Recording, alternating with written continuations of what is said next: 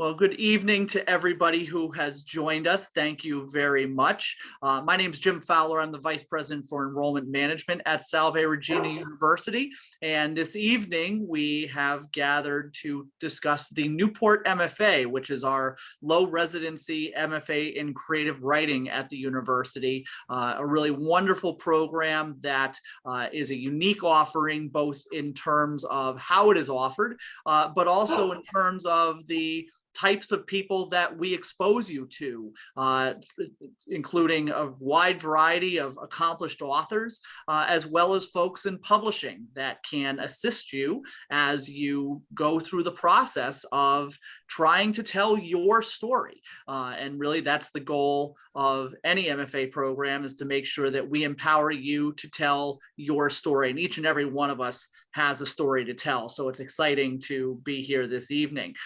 Joining me tonight are the founding director of the program, renowned author Ann Hood, and the current graduate program director, Dr. Jen McClanahan. So I'm going to ask Jen to just sort of say hello real quick. How are you, Jen?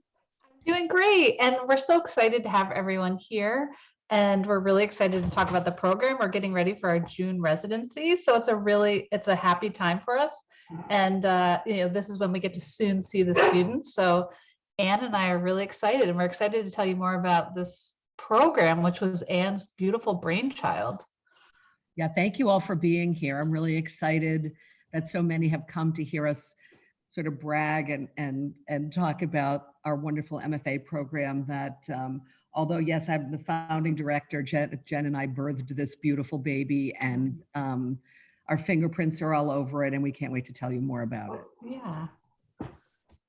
Well, to begin, let me talk to you a little bit about the university, because whether you're here live or perhaps watching the recording later, you may or may not be familiar with Salve Regina University. We are a Catholic university located in the amazing community of Newport, Rhode Island. Our campus is literally on the coast, looking out over the Atlantic Ocean. You couldn't really choose a more inspirational spot for a university to be than along the cliff walk in Newport, Rhode Island.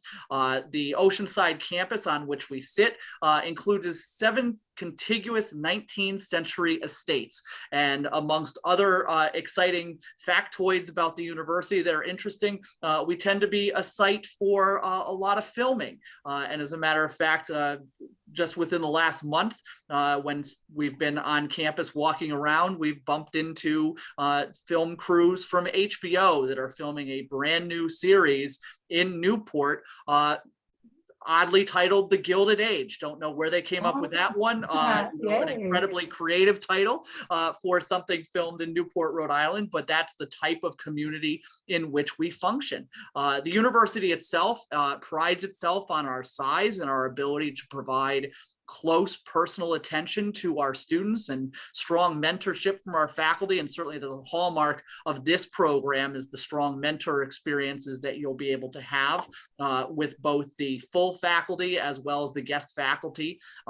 With 2,200 undergraduates and about 600 graduate students, we have a very manageable student body. So you will not be a number at Salve. You will be treated as the individual you are and be in an environment where you can be developed to become your best self and really meet your potential. The programs at Salve are exceptional across the board. We have a variety of academic programs on both the undergraduate and the graduate arena, including 14 master's programs and 3 doctoral programs. And obviously we are an accredited university, fully accredited by the New England Commission of Higher Education. So with that table set, about the university, I'm now going to turn things over to Dr. McClanahan to talk to you a little bit more about this amazing MFA program that we have at Salve. Jen. Yeah, absolutely. We're really excited again to have you all here. And I don't know where to begin. I had mentioned the residency. We have 2 residencies per year, one the last week in June and the other is the first week in January. Right now we're virtual. So this June, we will be doing the residency via Zoom, although we will have a few in-person a barbecue planned, and maybe a few other safe in-person things for those who can make it.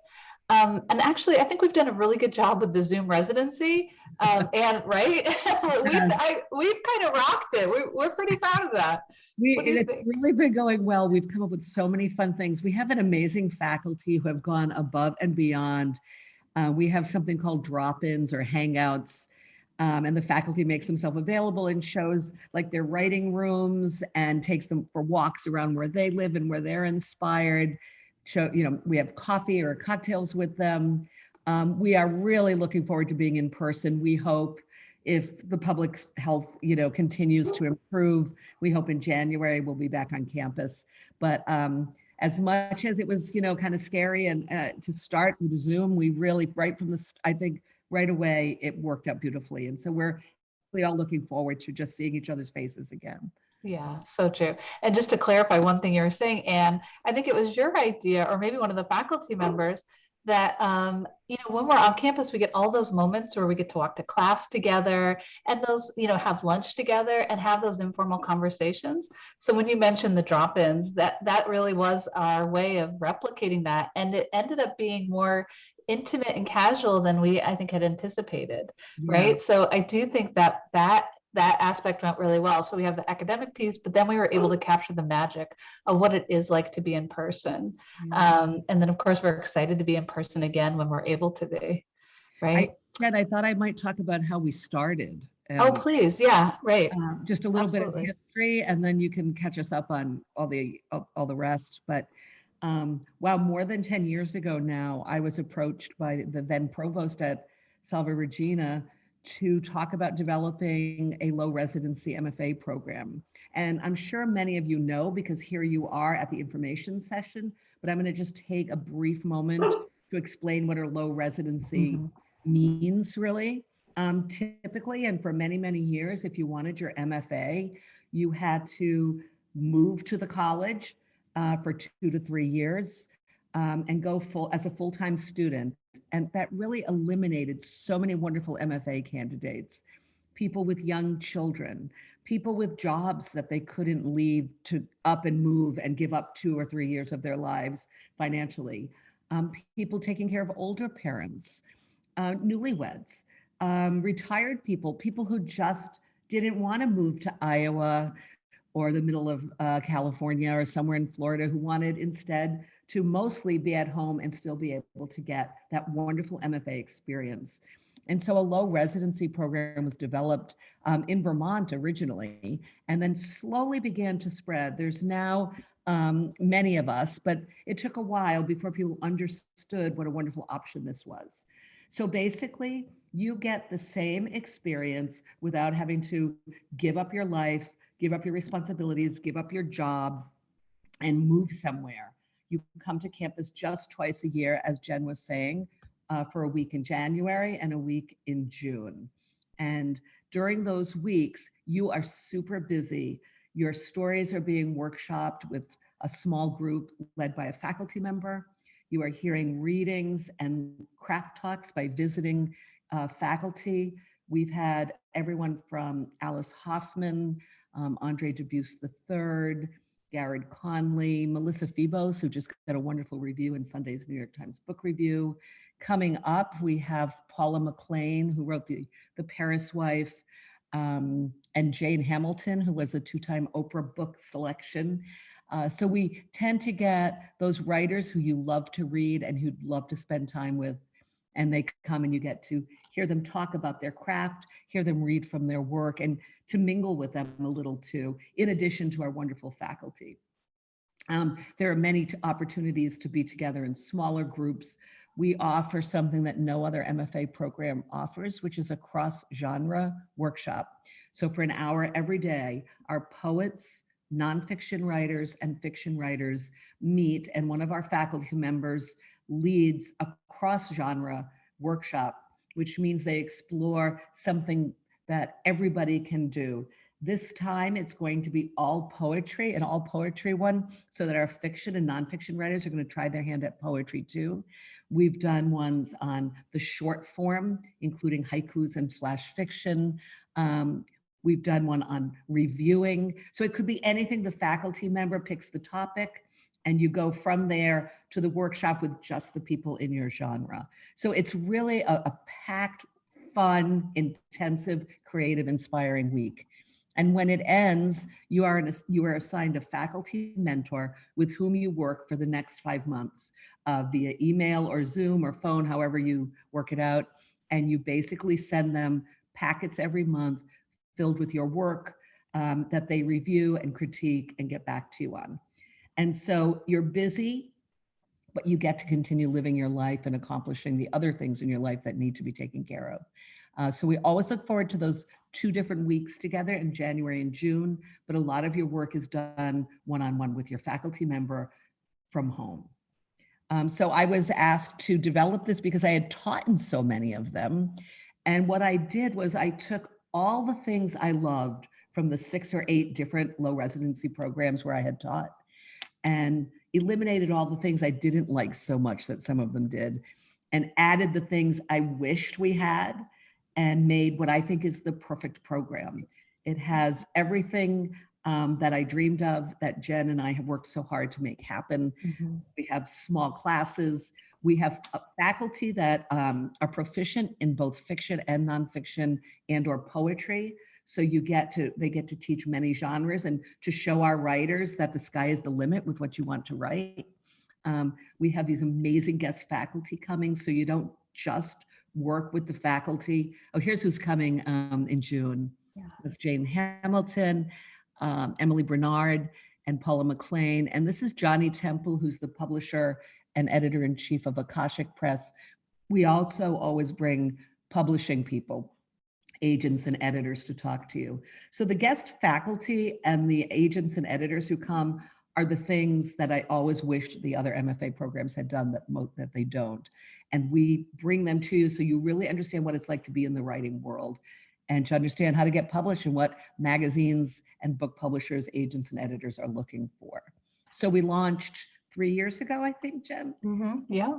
And we're so excited we have 8 graduates in June, and we're excited to welcome more students. So that's kind of the history and the philosophy. I'll turn it over to you, Jen. I didn't mean to talk so much. Oh, no, it was perfect. I think you captured everything.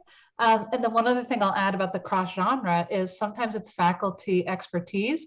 Other times it's been things students have articulated. We really want to know more about this, or we want more training. One was on trauma. Yes. Right. And that was really because a lot of students, Anne identified a lot of students were writing about difficult things that had happened in their lives. So we thought, okay, let's let's create a week where we really focus on how do people do this really well. We brought in even guests for the cross genre. So yes. I think we have it down really well, our curriculum, but we also have the ability to be flexible given the type of class or students we have and their interests. And additionally, some students come in and they know they want to write a memoir and they spend their 2 years working on a memoir. Other students, we had one student, for instance, who's writing fiction, but she had a professor as one of her characters who was a poetry professor. So she decided for one residency, she did want to study poetry so that she could write that character a lot better and also have exposure to, the sort of like close read on images and developing images in your own prose. So we encourage anyone who, if you know what you want to study one genre, that's fine. If you do want to do multiple genres, not only can you study multiple genres, when it comes time to writing your thesis, your creative thesis, which is a polished 60-page or 60 to 75-page manuscript, you can do it in multiple genres. So we really work with you, and whatever your established goals are, we work with how we can make that the writing that you want to do happen. And sometimes you might surprise yourself by studying in another genre. And I think that's why we're excited to have poetry as our cross genre this time, because we have the greatest poet professors. And so we have a lot I'm always learning everything from them. I sit in on their courses as well, because there's just so much that they have to teach us. So I just wanted to just follow up on some of those points you made, but I think you articulated everything really beautifully. And not only is this our sort of star-studded June, and I think every residency, I'm like, how can it get better? Somehow it seems to, but it's always this kind of like, knocking it out of the park in terms of who we bring. And then always, as Anne said, bringing someone to talk about the professional side of writing. I think I've mentioned this, and probably at some other previous iteration of this kind of open house, but I got my MFA at Columbia. I learned nothing about the publishing side of things. And so on the one hand, it was really nice to spend a lot of time just focused on our work. But when I left, I felt as though I had so many questions and I wasn't prepared, for writing. The writing life is both writing and it's the other side, the professional side of the business. And you need to understand that. And at the Newport MFA, you get to also make those connections because we're small, because you get to spend time asking questions. And we've had agents, your agent, in fact, said, when you're ready to send out a manuscript, tell me that, we met at the Newport MFA. And I'm really happy to have that information when I read your cover letter so that I remember this relationship that we had. So those, whoops. I just cruised through our PowerPoint. I love it. Like dating, Jen. Yeah, and also, so maybe we'll just exactly. Maybe, Anne, do you want to mention the newest thing that we're excited about also for anyone? And this was it. Yeah, this was the slide I just saw pop up. That's why I want to mention it. June 25th through 27th. This is new for us. We started it in January, and we realized that a lot of things are changing. First of all, we feel as though we've got Zoom down. Like that's something that we can do. So I think going forward, we'll continue to offer that. And do you think that's true? Like for anyone who actually cannot come to Newport, we will always have a way for people to join us remotely. Do you think that's true? Is that fair to say? Even when we're in person, we'll be able to adapt to that, don't you? I mean, I think we've learned a lot about do things. So I'm sure we will incorporate that somehow. Well, yeah, we'll incorporate that. And then this, Anne, you want to talk about this is the other thing, because we know not everyone, first of all, wants the MFA. We also know that lots of people want the MFA, but for instance, you may not be able to come in June to start your MFA. You might be thinking I'll be starting in January, but you might want to see what it is that we're up to. So Anne, you want to talk about how this crosses over with our MFA program? Jen, you said something that is so true. We really seriously listen to our students and what they want. And we had our first graduating class was really sad that they were not going to be able to come to campus, not because of the pandemic, but I mean in a general way, come to campus, be in workshops, continue their relationship with all of us and continue seeing the faculty and to take workshops because they gained so much from it. And so we came up with an idea for a weekend workshop that runs the first weekend of the MFA. So it serves a lot of purposes. First of all, our graduates can come back and they can sit in. This workshop allows you to sit in on any craft talks or readings that the MFA is holding. So our graduates can come and any other students. But we also bring in, this time it's 3, last time it was 2, faculty members that offer workshops. So you just get your feet wet with workshopping, what that's like. So it's kind of like, for our graduates, it's kind of like coming home. For people who haven't yet been to the MFA, it's sort of like getting your feet wet, coming and seeing what's it like there. What do they do? How do they spend their days? I really want to get an MFA, but I don't really know how it works. And so you get to come and you're in a separate workshop. This year we have Andre Dubus III teaching fiction, Nick Flynn teaching nonfiction. You may know Nick's best-selling memoir, pardon my French, but this is the title, Another Bullshit Night in Suck City, that was made into a movie with Robert De Niro called Getting Flynn, I think it was called, or something. It was a different title for obvious reasons.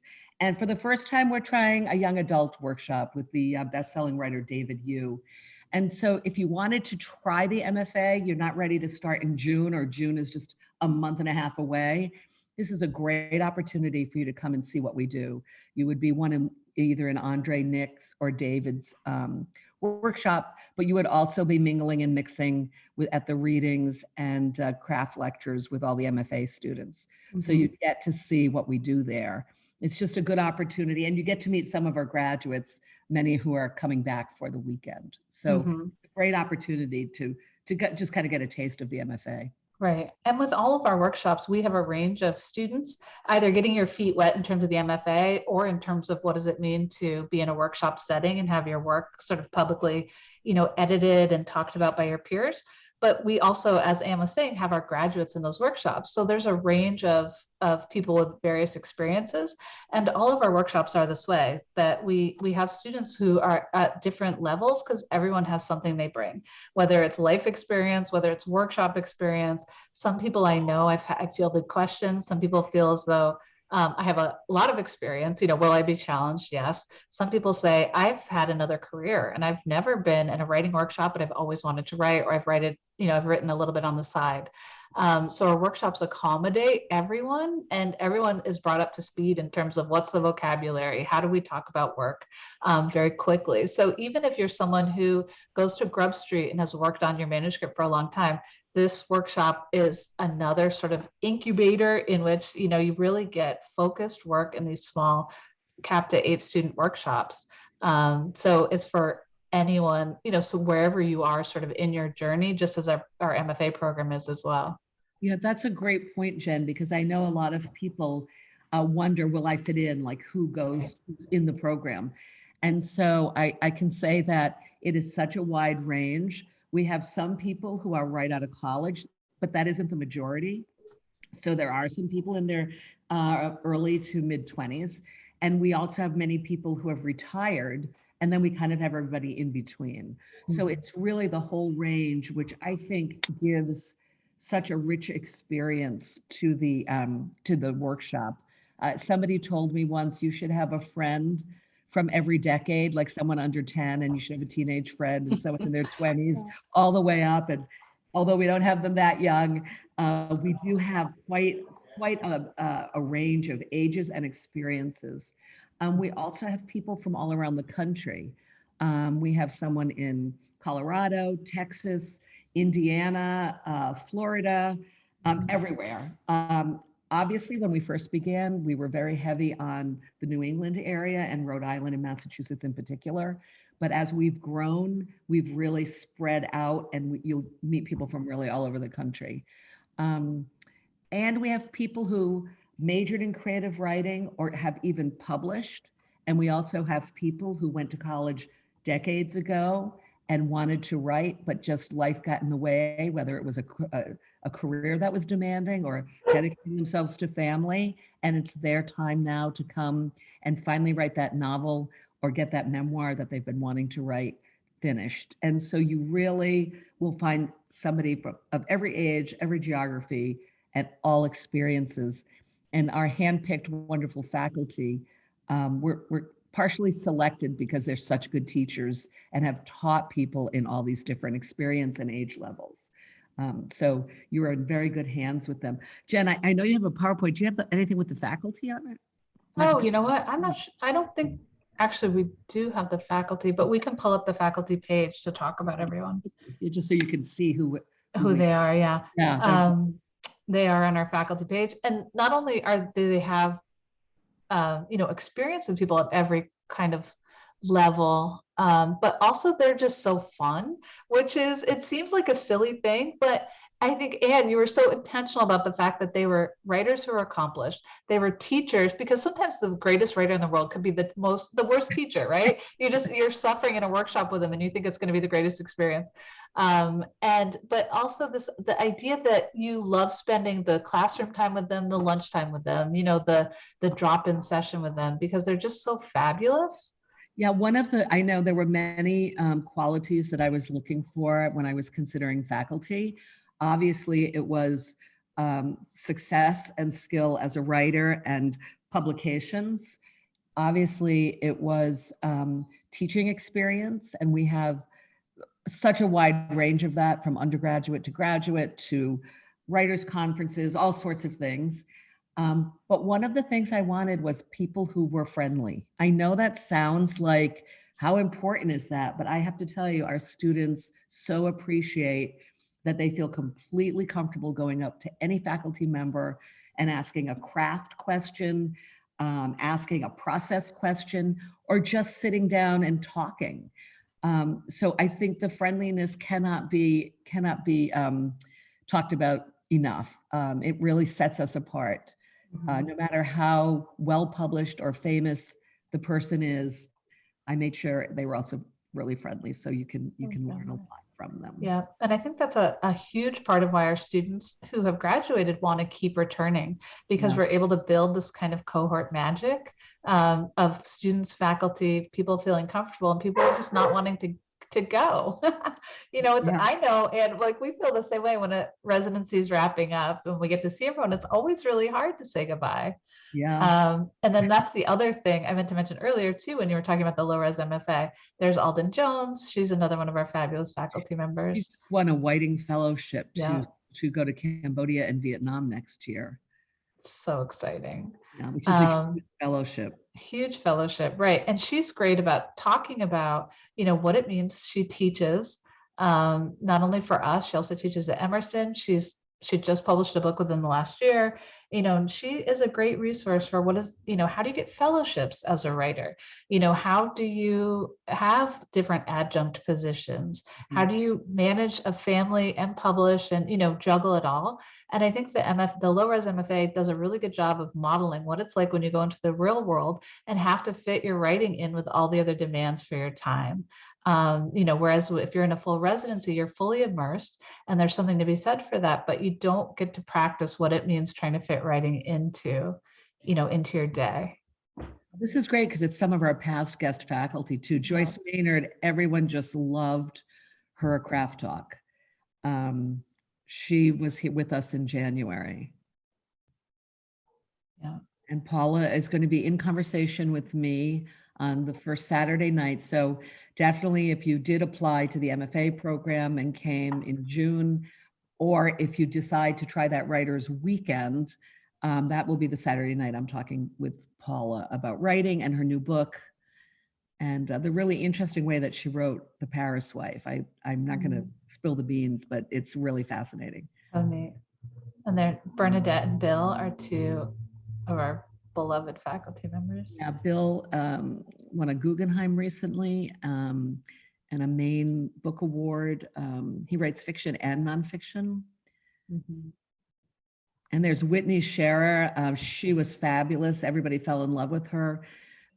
She had her first book, The Age of Light, which was based on the life of Lee Miller, who was the muse for Man Ray in Paris in the 20s. I always love those Paris in the 20s. Helen Schulman, another Guggenheim winner who teaches at NYU and runs the fiction program at the New School. And this is Johnny, who's the publisher and guest editor, an editor of Akashic Press. He'll be coming in June to talk about publishing. Danielle Chusoni, her memoir, Falling Through the Earth, was chosen as one of the 10 best books of by the New York Times a few years ago. She writes fiction and nonfiction. And she does the horror column for the New York Times, which is so neat. Yeah. In the New York Times Book Review. In fact, she was in last week. Tim Weed runs our optional semester in Havana, which we can talk about in a minute. And David is going to do the YA workshop in June. Yeah. Oh, and these are the other guest writers, so you can see who else has come. Oh, there's Havana. Do you want to talk? All right, perfect. Yeah, I mean, this, we knew we wanted to go somewhere, and we had a number of conversations about where that would be, and then it seemed so obvious there was nowhere else to go but Havana. No other program goes to Havana. Tim Weed has this connection. He's been taking groups to Havana for a decade, Anne. More than a decade. He worked for National Geographic. He is, just you would want to be in any situation with Tim on any trip that he plans. And he has planned this beautiful trip. We had students, and you'll see in that far picture in front of the bus, not only are students allowed to go, but people brought family members. So one woman brought her son, a couple other people brought a friend or a spouse. So it ends up being a wonderful, we always do it in January for the most part. I think that we will continue doing it. We did in the past. And it ends up just being a beautiful place to be inspired and to write, we hold the same sorts of things that we do in Newport in Havana, meaning you'll be in workshops, you'll have craft lectures, and those things happen in the morning. And then in the afternoon, everyone travels together to different places. Like students got to write at Hemingway's pool, at Yeah. Ernest Hemingway's house. And so there are all sorts of cultural activities that happen all the time. So you really feel as though, it ends up being one of those trips that are unforgettable. You can you can do it not only as a student, but you can do it as a graduate, of course. And you've been before. I mean, what was like a Yeah. highlight for you? Yeah. It's so interesting because one of the sort of hallmarks of good MFA programs is that they offer a semester abroad. Yeah. And there's several do it in Ireland. I know one who does it in Slovenia.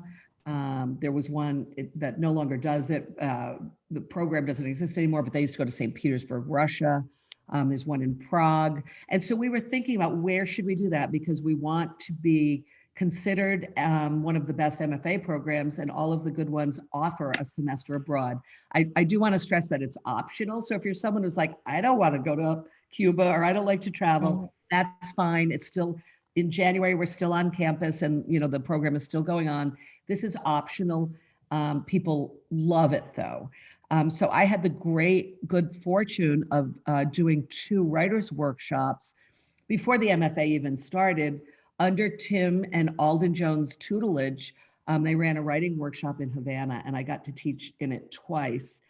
And I have to tell you, I am very nomadic. I've traveled everywhere. I am just itching now that travel's opening up. I'm planning trips every minute in my head. Like, I'm that person. I will say without hesitation that Cuba is one of the favorite places I've been. It is very safe. It is very beautiful. It is culturally so rich. Dance, music, and of course, writing.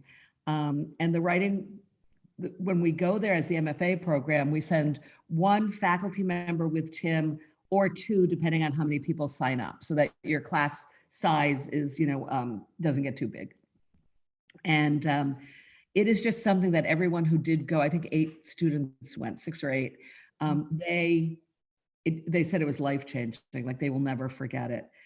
The food is amazing. The music is amazing. You get to hear the Buena Vista Social Club. If you've seen that movie or heard their records, they are very old and still playing at the same wonderful place. It's right on the ocean. It's just unforgettable. The museum is one of the most wonderful museums I've ever been to in the world. Everything about it is rich and different. And we're so happy that Tim is on our faculty and can take his expertise and bring our students. And he is really eager to take students again. Every time we talk to Tim, he's like, do you think it'll be? When do you think it'll be? What's out? We've, like all things, it's been guided by the pandemic. But again, as I said at the beginning, I'm hopeful that we're moving toward a better, more optimistic time, and that in January we'll be able to send some students there again. All fingers crossed. Yeah, absolutely. So here, these are our admissions requirements. It is free to start an application, and you need just some of the very basic things. I'm just going to address that 3rd bullet point, because I sometimes get a lot of questions about that one. You do not need to have somebody you do not need a professor to write a letter of recommendation if you don't have a writer or a professor in your life. Many of our students, as we said earlier, have been out of school for a very long time. So they don't have somebody that remembers their writing or their work, or maybe they were not writers, when they were at university. You don't need it to be from an academic. They really are, sort of speak to your character and your ability to be able to graduate level work. So it could be somebody, that you work for, or a colleague. So, and we're happy to answer any questions, specific questions about that anyone has. But I know sometimes people see that and it feels as though that's a stumbling block for them. So please don't let it be at all. And the personal statement, we get a lot of questions about that as well. That's the 4th bullet point there. The personal statement, I think, and I think we agree on this, that when I field this question, and I'm interested to see, sort of how you field it as well, I usually say we really, in lieu of not being able to meet you, we really get to meet you on the page. Yes. And so we really want to see, how do you think about writing? Well, how do you present yourself in that kind of creative space? It definitely doesn't have to be formal, in terms of these are, this is a particular book that I've read, and, a formal critique of any literature, anything like that. We really want to hear you thinking on the page and how you sort of present, your writing life and what that means. And it may not be much of a writing life, but, why are you interested in the program? Would you agree? I think that's what we really look for. Absolutely. Why is it time for you now to come to an MFA program? What are you hoping for? What do you think about when you think about writing? Is it a lifelong dream that you're finally getting to make come true? Or is it something that is new to you? We have some students who never even took more than a basic English class in college. They majored in science or philosophy or something else. Maybe you're a person like that, and you're saying, but I've lately or started writing, or something's happened in my life that I want to write about. So I want to write nonfiction. We just want to know who you are and what you think about the writing life and why you're ready to come to Newport. Yeah. And we've had students who have family stories they want to tell, great, their parents did something sort of wonderful or miraculous, or, they just want a way to organize their thinking around certain topics.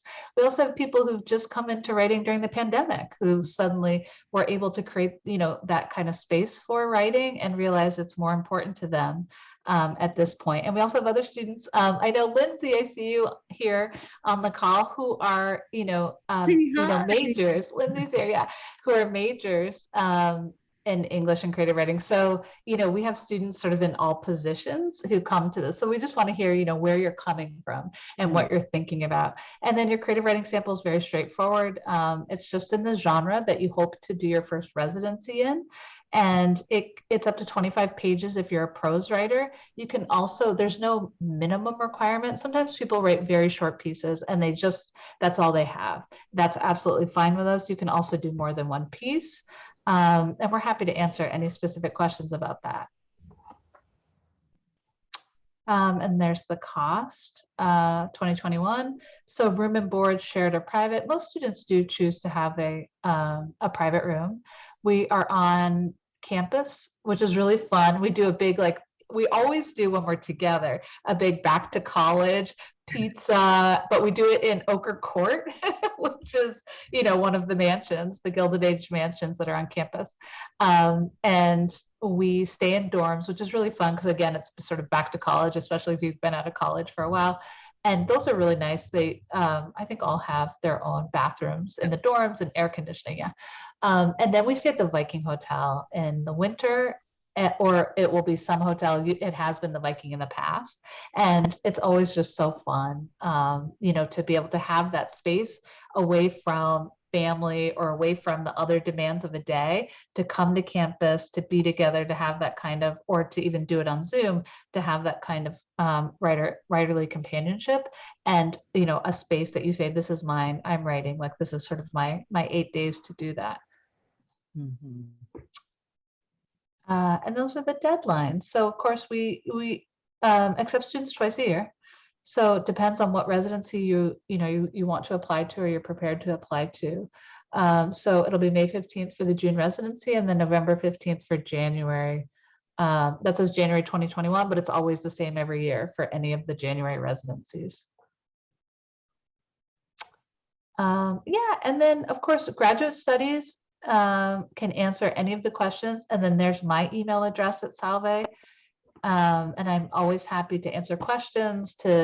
Sometimes it's much easier for people to have phone calls. I'm happy to do that, or to Zoom, whatever you're most comfortable with. We're happy to do. So I guess it's probably time to see if people have questions. Yeah, definitely. Yeah. I want to say one thing, Jenny, you did. Oh yeah, go ahead. I want to kind of emphasize it, which is, especially if you haven't been to college in a while, sometimes the application seems daunting. Don't let that be a stumbling block for you.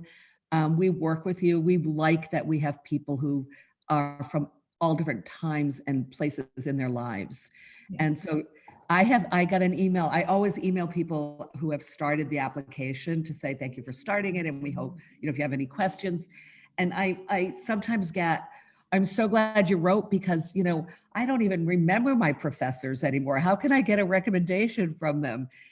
Don't let that kind of thing get in the way. Just email Jen, or set up a phone call with us, and we will help you figure out how to get the right stuff in. But I just don't want you to see anything and make it seem like it's not doable. Right. And also we get lots of questions, people want to know, I have this short story, it's very short, but I also have this like short essay that I wrote. Would it be okay to send both in? I felt like when I was applying to college, which was of course forever ago, but you couldn't ask questions. Like there was this kind of like veil. Like you didn't, there were certain things like you didn't want to annoy somebody, or I don't know, ask the wrong question. But we love just chatting. It helps us, just cut through some of the confusion that people have when applying. And certainly some of, people do get fearful that, oh, I don't have that. Is this right for me? So it just helps to talk it through. So we're happy to answer any questions at any time. Including right now. Yes, including right now. I know. And we're so glad you're here. Thank you for coming on a Tuesday night. Thank you so much for coming. So yeah, this is a small group, so feel free to just unmute and ask a question, or if you are a fellow introvert like myself and maybe feel uncomfortable doing that, feel free to utilize the chat box and we can answer your questions there as well. Yeah. Well, thank you. It was really nice to be here. I really appreciate the intimacy and the availability of both of you ladies. Thank you, Jim. And yeah, it's a lovely program. I actually was at the writer's room and I met, I know one of the writers that's on your staff, and I didn't know that she was working with you guys, but then somehow it popped up. And then I think someone I'm from a large Catholic family, someone mentioned something about Salve Regina in that context, and it just kind of came together. And I had been thinking the last couple of years about kind of getting my MFA. And also, I just love how you have sculpted a program that goes in and fits with the flow of a life that's being lived. And in a sense, that's the challenge I think I've found with writing as a pursuit, because as much as it is this intimate exercise, there's also a level of like reality, right? So, and just being with other writers in a program, I'm glad that you had mentioned, Jen, about the publishing aspect. Yeah. That's terrific, because it is, one of those elements that I think there's a lot of room for discussion and development and, building a strategy maybe. Yeah. And I love last thing I'll say is I really love the one-on-one.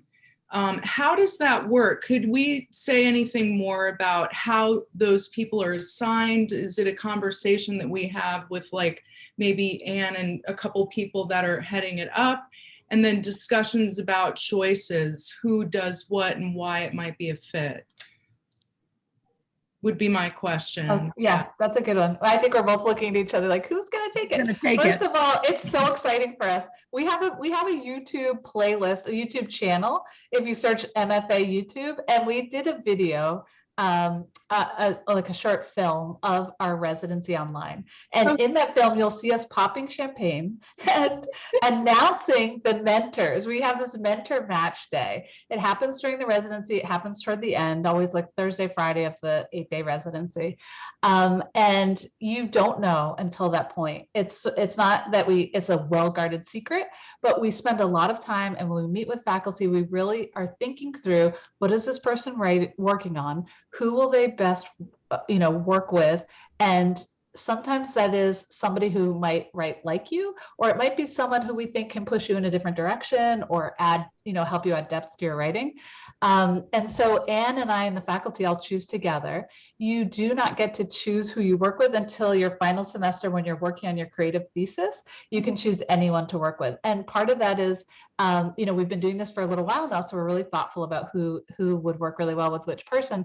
And then what was the other thing I was going to say? Oh, that we want you to work with different people every semester, Yeah. every term, so that you really get a variety of voices. Yeah, that's really one of the driving decision makers is Yeah. who hasn't yet worked with like Megan. And then we'll look and see, and knowing that in her final semester, she's not a real person, by the way, I just made that up, but in her final semester, I'm a fiction writer, I can't help myself, she will choose who she's going to work with for that final thesis, you know, that one that Jen mentioned earlier.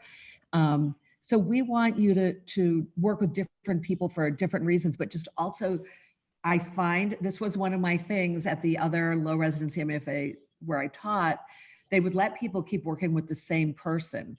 And I don't think that pushes you, but I also think often the student ends up writing too much like the writer instead of finding his or her own voice. And this way, when you get different voices, your voice ultimately emerges. That makes sense. Because it's an opportunity we wouldn't get outside of this program. Anyway. Yeah, that's really wise. Thank you. Thank you all. Of course. Yeah. Thank you for your comments and questions. And then you work four different residencies. 4 different mentorships. So you work 4 times with mentors. So it may be 3 different mentors, and then you will might choose one of those 3 that you want to work with again. And then in the final, go ahead, Ann. Yeah, or someone you haven't had a chance to work. Either. That's completely up to you. And we've had students do both. And then in the final, so it's a 2-year program, but then you do return for 1 residency. You do not pay tuition for that last residency, but it's sort of the thesis defense. We don't really call it the defense, but it's a public reading, which is just really exciting. Our students, they get it's very kind of professional and fun and supportive. And you also deliver a craft lecture based on, you do a creative thesis and a critical thesis. And there are many ways to go about the critical thesis. If anyone's interested, we could talk more about that. But then your mentor will be there to, sort of to see how everything's come together, that last mentor that you worked with. Yeah, to cheer you on. We're there. Yeah. It was so sweet in January because because of the coronavirus, we could not be together. But 3 of our students quarantined just so they could be together. They quarantined for 14 days, and they were in Charleston, South Carolina. One of our students is from Charleston, and there they were, and they were giving their graduate readings and craft talks, and they were cheering each other on. They were this beautiful house in Charleston, and we were all so jealous of them, but that's the kind of thing that happens at the MFA. Yeah. Wonderful. Any other questions? I have one. Hey, Jennifer. Yeah, absolutely. Can I just chime in here? Absolutely. Yeah, by all means. Thanks so much for doing this. I'm so excited to apply. So my question really is, am I crazy for thinking I could do this? Background information. I am a single mom with 3 kids. I live in East Greenwich. So busy schedule, and I have them like 90% of the time.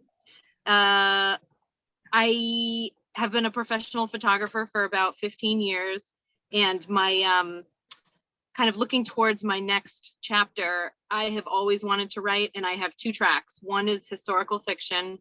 I have several things that I've already started, but very specific ideas already as to what I want to flesh out. The other one is I wanted to create maybe a collection of essays that are for newly divorced people, single parents going through divorce.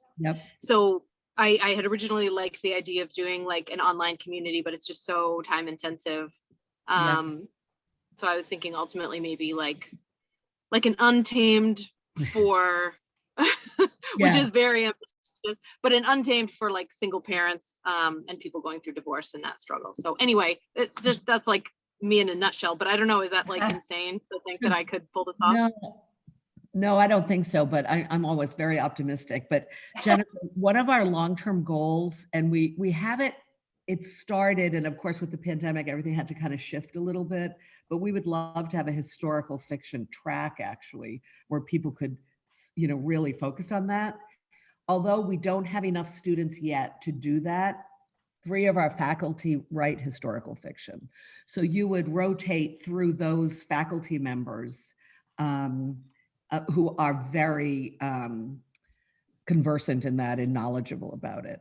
You can also start with that and then dip into nonfiction to try your essays and see which you might want to focus on during your MFA time, or you might decide to do a double genre.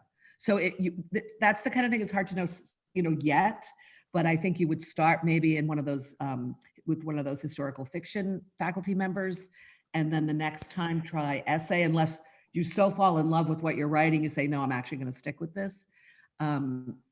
But we would work with you on how you wanted to develop that. The time commitment thing, unfortunately, only you can answer, but it is just 8 days twice a year. So it's not like you have to every day for a semester, for 5 months, figure out what I'm going to do with these kids, or, at night or whatever.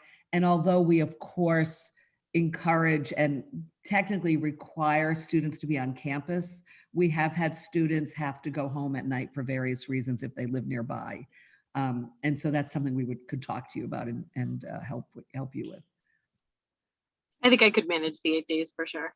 Yeah. Well, you need them, Jennifer. I think you should take them. Yeah. Oh, I know. It sounds like you have so many great projects. Yeah. I know, divorce. I mean, what? I just think that's wonderful. Like is there an anthology of divorce? Like I've thought about that as well, of divorce essays. I mean, Great idea. Yeah. An anthology or your own really collection. smart. Yeah. Yeah. No, I know. It's so surprising to me. Yeah. I do find that a lot of people find themselves in some sort of family crisis and all of a sudden they're Googling, should I get divorced? Yeah. Yeah. That's sort of like who they turn to. There really isn't a lot out there for. No, you're right. Yeah. We need narratives of how other people came to that moment and decided to do or to not, right? How they we need to navigated see it. Yeah. Yeah. Great For idea. sure. And also how to rebuild your life afterwards, how to Yeah. become anything you want to be, really, because once you're freed, you can. Yeah. That's true. Yeah. So you're an optimist too. Yeah. I try. Yeah. Yeah, so it's good. I mean, you are in school year round, but there's just so much time. For instance, you're here for the 8 days, and then you have 5 months that you're sending 4 packets of work to your mentor once a month. But when you leave us, you have a month and a half to start to organize your schedule. And then you're turning in a packet per month in the months between residencies. So it's steady, but it gives you a lot of flexibility. So that's the really nice thing, that, you don't have all this time where you're not writing. You always are producing, but you can do, commit sort of a small amount in whatever works for you daily or weekly to be able to get the work together. So that's what I like about it, especially for someone with a busy life, that you have the deadlines there, but they're not coming up so quickly that, you find it's too stressful to meet them.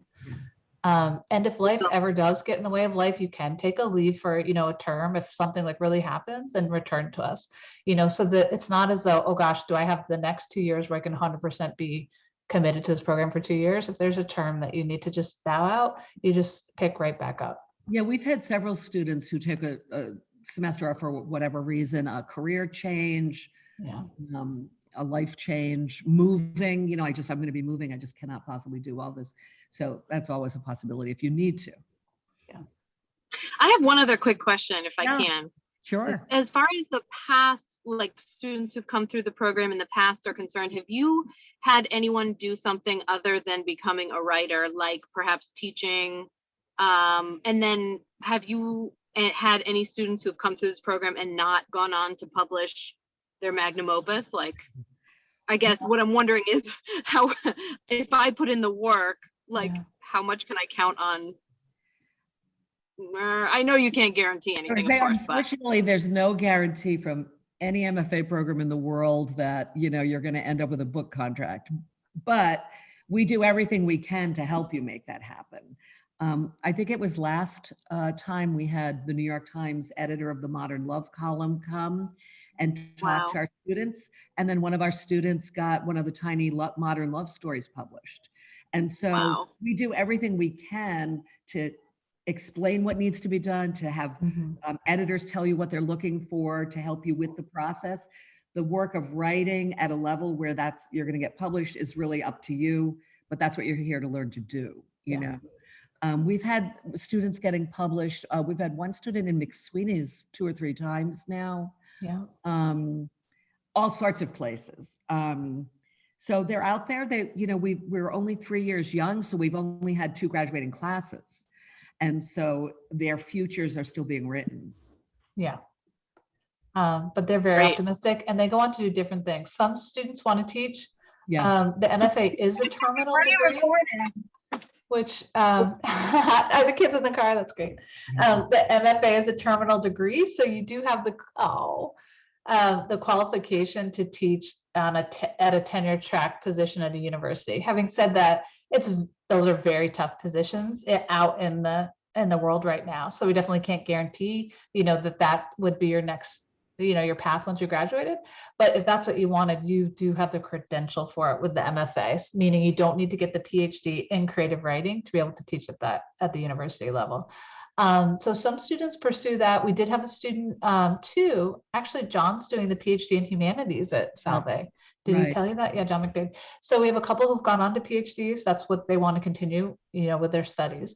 We have other students Who want to work in publishing. and editing. Yeah, I'm thinking, like Marissa and other students like that. Some people are retired, they just want to continue writing. It really, people do all kinds of different reasons. And sometimes you learn while you're in the program of what it is the next opportunity is you want, that you may not know coming into it. Yeah, we had one of the craft talks we had, which I thought was wonderful. Well, 2 different ones, actually. One is, what do you do now that you've got your MFA? Yeah. And Edgar Kunz is one of our poets, and his partner, who usually joins him, but she's a nonfiction writer who just got her first book contract. They talked about what their life is like, applying for grants, applying for teaching jobs, what those teaching jobs are like. They're both teaching now at a college in Maryland. But they talked about, well, what do you do now that you have this? And here's how the life we've made. And they gave so many resources. It was an amazing, I was writing down stuff that they do. Right. How to apply for grants, where to publish, how to get an agent, all of it. Mm-hmm. Then we had another craft talk, which I think was Alden actually, talking about all the different things you can do with an MFA that you might not think of, or maybe it was Danielle and Alden did it together, but it was just the different jobs. It's not just write or teach or, there's all these things that you can do. And that was very eye-opening for me as well. So we try to guide you and tell you what's out there. Thank you so much. Of course, yeah. So we're coming up to the end of our hour. Any other questions that folks might have?